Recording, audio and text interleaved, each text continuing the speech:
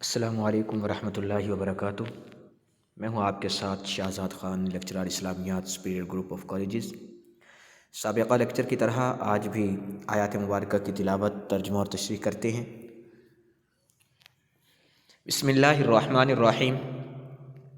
ان الذين يكتمون ما انزلنا من البينات والهدى من بعد ما بيناه للناس في الكتاب اولئك يلعنهم الله ويلعنهم اللاعنون الا الذين تابوا واصلحوا وبينوا فاولئك اتوب عليهم وانا التواب الرحيم ان الذين كفروا وماتوا وهم كفار اولئك عليهم لعنة الله والملائكة والناس اجمعین خالدین فیہا لا یخفف عنہم العذاب ولا هم ینصرون۔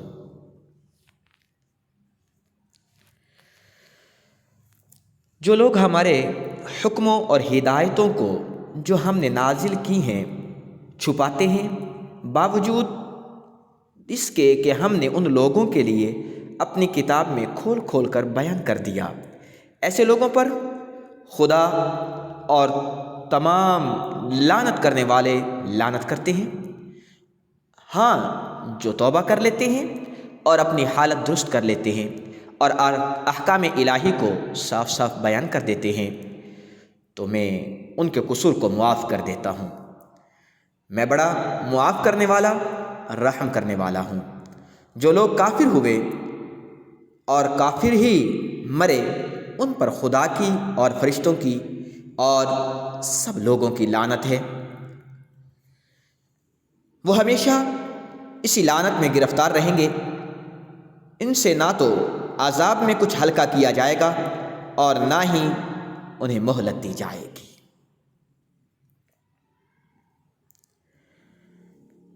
سب سے پہلے مشکل الفاظ کے معنی اور عربی قواعد دیکھتے ہیں۔ یکتمون، وہ چھپاتے ہیں، فعل مضارع صیغہ جمع مذکر غائب ہے۔ انزلنا، ہم نے نازل کیا، فعل ماضی صیغہ جمع متکلم ہے۔ یلعنہم، یلعن، وہ لعنت کرتا ہے، فعل مضارع صیغہ واحد مذکر غائب ہے۔ ہم ضمیر ہے۔ تابو، اس نے توبہ کی، فعل ماضی ہے۔ اصلحوا، اس نے اصلاح کی، فعل ماضی ہے، جمع مذکر غائب ہے۔ اور بینوا، اس نے واضح کیا، فعل ماضی صیغہ جمع مذکر غائب۔ اتوبو، میں توبہ قبول کروں گا، فعل مضارع ہے، صیغہ واحد متکلم ہے۔ اور اسی طرح کافروا، انکار کیا، فعل ماضی۔ بینا، ہم نے واضح کیا، صیغہ جمع متکلم کا ہے۔ لا یخفف، ہلکا کیا، یخفف، فعل مضارع منفی ہے۔ ینظرون، ان کو مہلت دی جائے، تو یہ بھی فعل مضارع ہے۔ لاعنون، لعنت کرنے والے، اس میں فاعل ہے۔ خالدین، ہمیشہ رہنے والے، یہ بھی اس میں فاعل ہے۔ تشریح کی جانب توجہ کرنا، یہاں ان آیات مبارکہ کے اندر اللہ رب ذوالجلال نے حق چھپانے والے کی سزا کے بارے میں بتایا کہ اب حق چھپانے والوں کی سزا کا اعلان یہ ہے، کیونکہ جرم سنگین ہے حق چھپانا۔ اللہ کی جانب سے نازل کردہ کھلی نشانیاں اور ہدایت آنے کے بعد بھی جو لوگ حق قبول نہیں کرتے وہ دو جرم کرتے ہیں، ایک حق کو قبول نہ کرنا اور دوسرا دعوت حق دوسروں کو نہ دینا۔ یہی امت مسلمہ کے فرائض ہیں جن سے انحراف کی سزا اللہ نے لعنت کی صورت میں دی ہے، جو من جانب خداوندی سب سے بڑی سزا ہے۔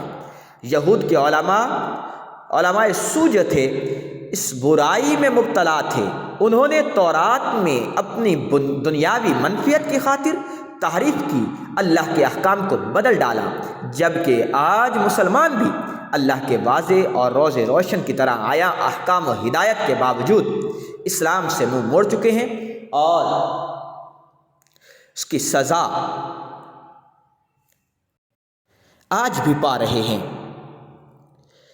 صاحب روح المعانی لکھتے ہیں، الاقرب انہا نزلت فی الیہود والحکم عام، اقرب یہ ہے کہ بے شک یہ یہود کے بارے میں نازل ہوئی اور حکم عام ہے۔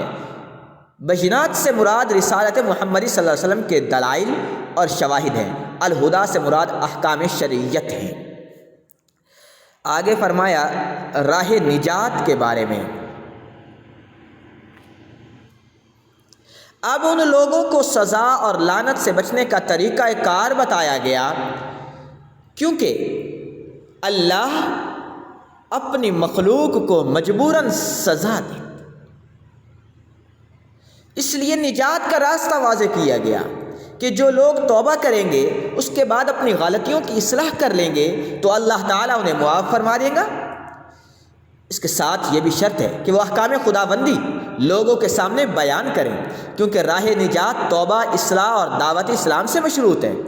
پھر اللہ ان کے رجوع الی الحق کو قبول کر لے گا، کیونکہ وہ توبہ قبول کرنے والے، رحم کرنے والے ہیں، یہ ان کی صفت ہے۔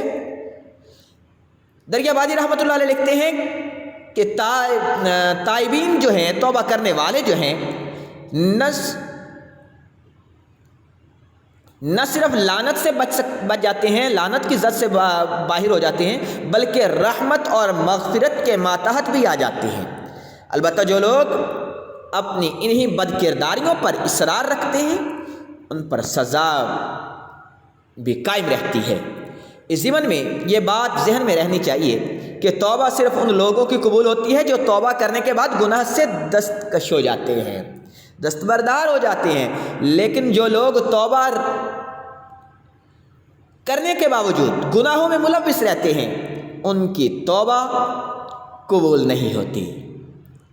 اس طرح ان لوگوں کی توبہ بھی قبول نہیں ہوتی جو ساری زندگی تو گناہوں میں ملوث رہے، لیکن جب موت کا فرشتہ سامنے آیا تو اس وقت توبہ کرنے لگے۔ پچھلی آیت میں تو توبہ کرنے والوں کا ذکر تھا، یہاں جو دوسری آیت میں تذکرہ آ رہا ہے، دوسرے طرز عمل کے ہاں بھی لوگوں کا بیان ہے کہ یعنی رجوع کے برعکس جو لوگ گناہ پر اڑ جاتے ہیں، احکام الہی کو ماننے سے انکار کر دیتے ہیں، حتیٰ کہ اس پر جان دے دیتے ہیں، انہوں نے ایمان کی ضد کفر کو اختیار کیا، اس لیے ان کے جرم کی سنگینی کی وجہ سے ان پر ہر طرف سے لعنت اور پھٹکار ہوتی ہے۔ ان پر اللہ، اس کے فرشتے، انسان مشترکہ لعنت کرتے ہیں۔ اس لعنت کے بعد ان کی نجات کا کوئی راستہ باقی نہیں رہتا۔ اصلاحی رحمۃ اللہ علیہ لکھتے ہیں کہ لعنت کی وجہ بیان کرتے ہوئے وہ کہتے ہیں کہ اس سے مراد وہ لوگ ہیں جو اپنی ضد پر اڑے رہے اور توبہ، اصلاح اور اظہار اعلان حق سے محروم ہی دنیا سے اٹھے۔ اللہ اکبر کبیرہ۔ نوعیت کے اعتبار سے کفر کی مختلف سزائیں ہیں۔ اللہ کا سرے سے انکار کر دیتے ہیں، اللہ کا اقرار لیکن پیغمبروں کا انکار کیا، کچھ پیغمبروں کو مانا، کچھ کا انکار کر دیا، بعض اسلامی تعلیمات کا اقرار کر دیا، بعض کا انکار کر دیا، اسلامی احکام کا نظریاتی طور پر اقرار کر لیا، عملاً نافرمانی کر دی۔ یہ ان کے کفر کی سزا، پھر یہی چیز تھی جو ان کی سزا کا سبب بنی۔ تو اللہ رب الجلال ہمیں کفر، عناد، ان سب چیزوں سے باز رہ کر نیکی کی طرف راغب رہنے کی توفیق عطا فرمائے۔ آج کا لیکچر یہاں پر، کل اس سے آگے چلیں گے۔